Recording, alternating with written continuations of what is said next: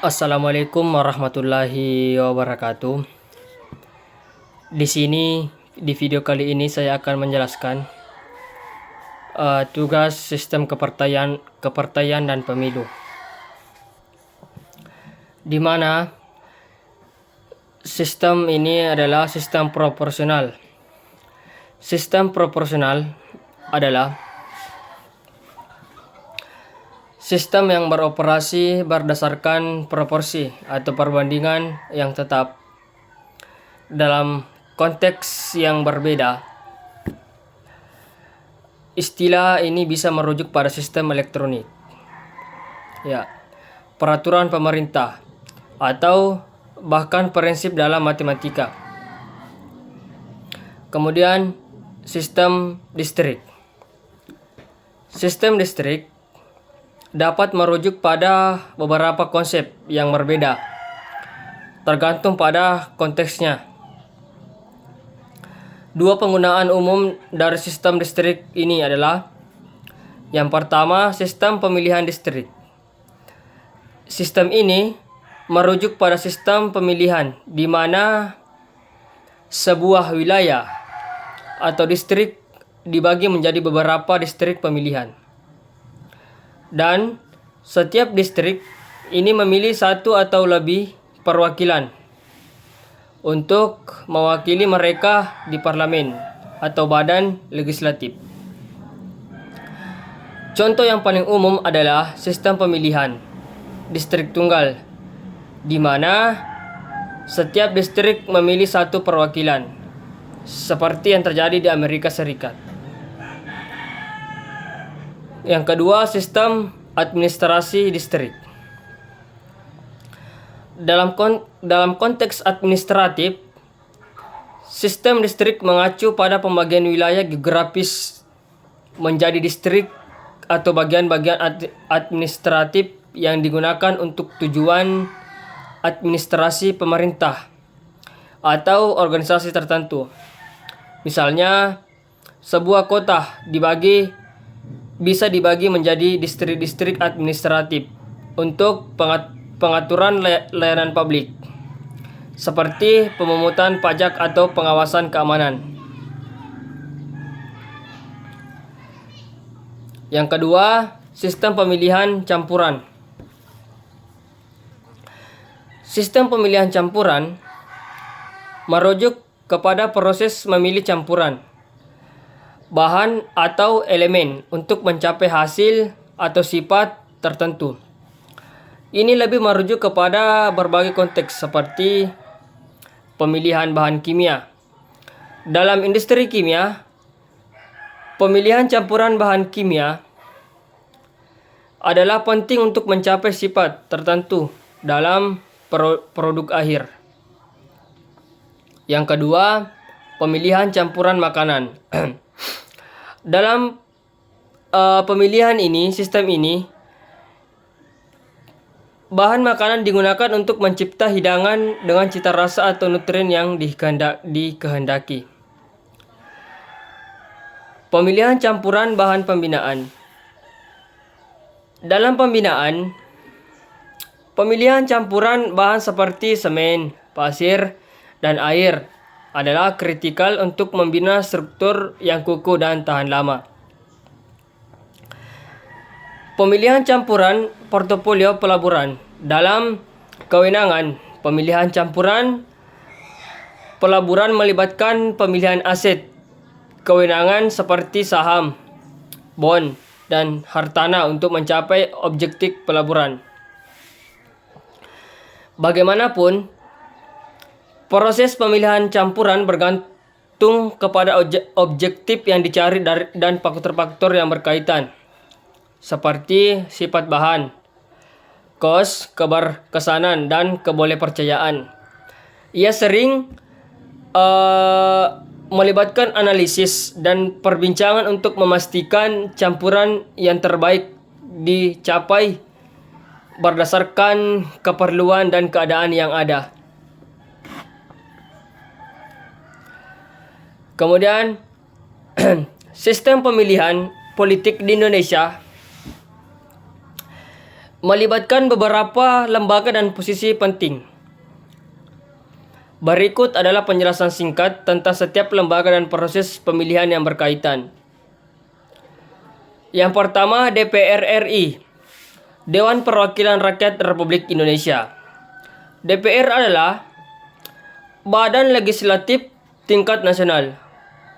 Anggotanya dipilih melalui pemilihan umum setiap 5 tahun sekali.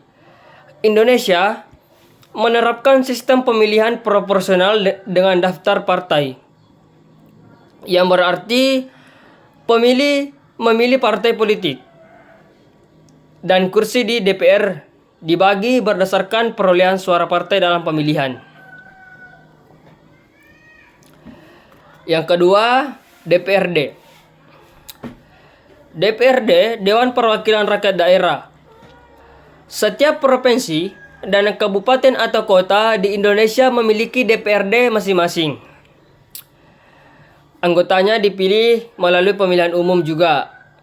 Dan prosesnya mirip dengan pemilihan DPR, yaitu dengan menggunakan sistem pemilihan proporsional berdasarkan partai pemilu yang akan datang. Yang ketiga, DPD, Dewan Perwakilan Daerah. DPD adalah lembaga yang mewakili daerah-daerah di Indonesia. Ya, anggotanya dipilih melalui pemilihan umum. Tetapi sistem pemilihannya berbeda. Setiap provinsi di Indonesia mengirimkan 4 anggota ke DPD. Pemilihan DPD lebih bersifat representatif dan pemilih memilih calon perwakilan daerah mereka secara langsung dalam pemilu yang akan datang. Kemudian Presiden. Presiden Indonesia dipilih langsung oleh rakyat melalui pemilihan presiden yang dilaksanakan bersamaan dengan pemilihan legislatif. Calon presiden dan wakil presiden yang memperoleh suara terbanyak dalam pemilihan presiden akan memegang jabatan tersebut selama 5 tahun yang akan datang. Sistem pemilihan ini di Indonesia adalah campuran antara pemilihan umum langsung dan sistem proporsional yang mencerminkan keragaman politik dan geografis negara ini. Pemilihan demokratis adalah bagian integral dari sistem politik Indonesia dan pemilu yang akan datang. Budaya politik. Budaya politik mengacu pada pola-pola perilaku, ya, nilai, keyakinan, dan norma yang mendasari hubungan politik dalam suatu masyarakat. Ya, terdapat beberapa jenis budaya politik yang umum, termasuk budaya politik partisipan. Yang pertama, masyarakat aktif dalam proses politik, seperti pemilihan umum, pemungutan suara, dan keterlibatan dalam organisasi politik. Budaya politik kaula muda. Masyarakat bergantung pada pemimpin politik dan elit untuk mengambil keputusan. Sementara mereka cenderung pasif dalam politik dan pemilu. Yang ketiga, budaya politik parokial. Masyarakat kurang peduli dengan politik dan lebih fokus pada kehidupan sehari-hari. Budaya politik subjek. Masyarakat merasa tidak memiliki pengaruh dalam politik dan menerima keputusan yang diambil tanpa banyak protes. Jenis budaya politik ini dapat berbeda di berbagai negara dan dapat berubah seiring waktu. Budaya politik berperan dalam membentuk dinamika politik suatu negara. Kemudian perilaku pemilu. Perilaku pemilu perilaku pemilih merujuk pada tindakan dan keputusan yang diambil ya oleh individu ketika mereka berpartisipasi dalam pemilihan umum atau pemilihan politik lainnya. Perilaku pemilu dipengaruhi oleh berbagai faktor. Yang pertama, identitas partai. Pemilih seringkali memilih berdasarkan identitas partai politik, yang berarti mereka mendukung calon dari partai yang mereka anggap mewakili nilai dan pandangan mereka. Yang kedua, isu dan kebijakan. Pemilih dapat memilih berdasarkan isu-isu tertentu atau kebijakan yang mereka anggap penting. Mereka memilih calon yang memiliki pandangan sejalan dengan isu-isu tersebut. Yang ketiga, karisma dan citra calon. Karisma dan citra calon politik juga dapat mempengaruhi pemilih. Ya, calon yang memiliki kepribadian yang menarik atau citra positif lebih mungkin mendapatkan dukungan yang lebih baik lagi. Pendidikan dan informasi. Yang keempat, pendidikan dan akses terhadap informasi politik memainkan peran penting dalam perilaku pemilih. Pemilih yang lebih teredukasi cenderung lebih terinformasi dan berpikir kritis tentang pilihan mereka dan pemilih yang akan datang. Yang kelima, pengaruh sosial. Pengaruh sosial, opini dan preferensi pemilih dapat dipengaruhi oleh keluarga, teman, atau komunitas mereka. Ini sering disebut sebagai pengaruh sosial dalam pemilu. Yang keenam, persepsi tentang kualifikasi calon. Ya, pemilih dapat memilih berdasarkan persepsi mereka tentang kualifikasi dan kemampuan calon untuk memegang jabatan politik. Perilaku pemilih dapat sangat beragam dan setiap pemilih memiliki faktor-faktor yang mempengaruhi pilihan mereka sendiri. Ini adalah aspek penting dalam proses demokrasi. Karena pemilih adalah elemen dasar dalam menentukan perwakilan politik yang mewakili kepentingan masyarakat.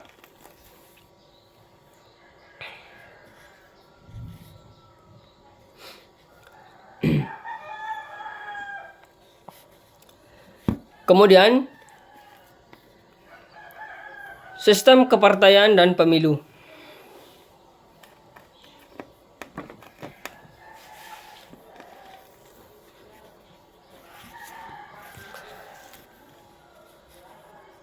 Dalam sistem kepartaian pemilu juga dapat berpotensi bagi masyarakat dan pemilu yang akan datang. Walaupun pemilu itu banyak pendukungnya dan berbagai saingan secara rinci maupun secara luas.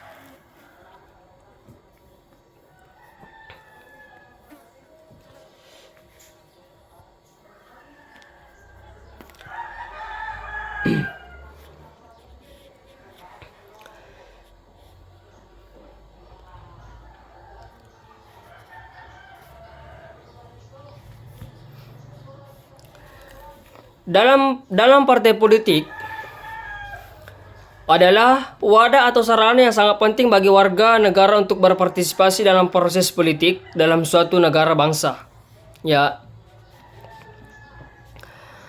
Maka dari itu, kehadiran partai politik ini di suatu negara, terutama di negara baru merdeka, merupakan suatu kebutuhan untuk membina kehidupan berbangsa dan bernegara. Sistem kepartaian dan pemilihan umum, pemilu. Sistem kepartaian dan pemilihan umum maka ada dua pertanyaan yang perlu dijawab, yakni apakah arti penting mempelajari sistem kepartaian dan pemilu, bagaimana hubungannya dengan ilmu pemerintahan. Pertanyaan-pertanyaan ini sangat penting yang bukan hanya diajukan oleh banyak mahasiswa, tetapi juga dikemukakan oleh para pakar yang menekuni studi ilmu politik, ilmu pemerintahan.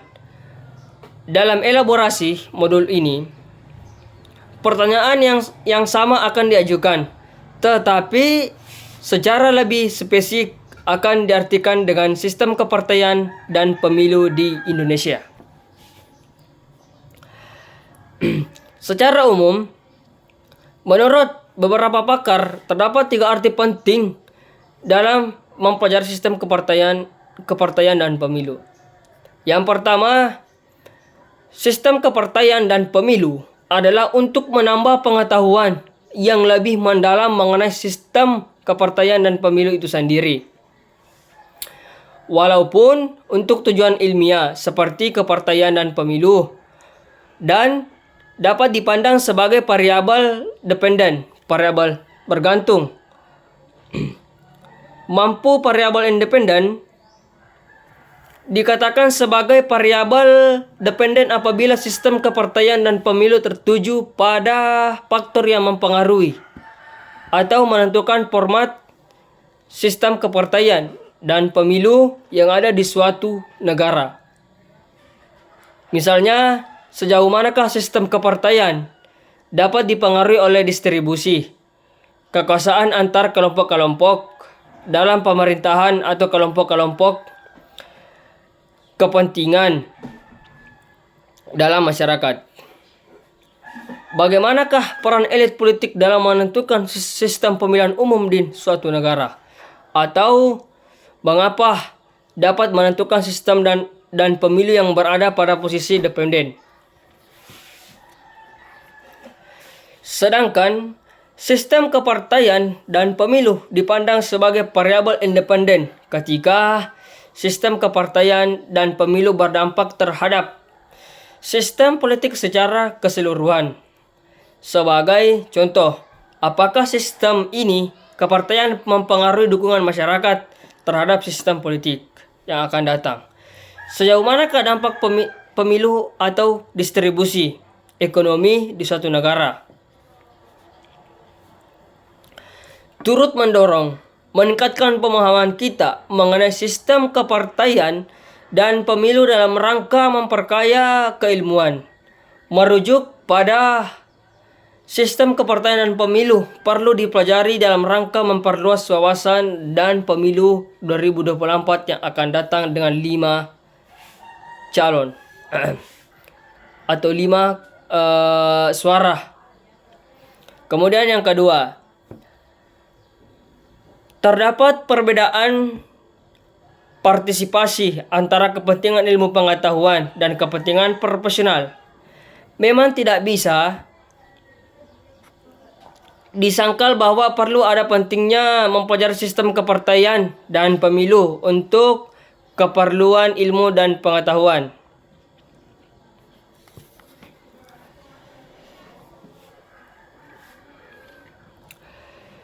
Namun, sekedar mempelajari sistem kepartaian dan pemilu dan berhenti pada bermanfaat secara praktikal. Ini karena masalah atau fenomena yang telah dipelajari dan diketahui akar masalahnya. Haruslah segera diambil tindakan untuk diselesaikan masalahnya.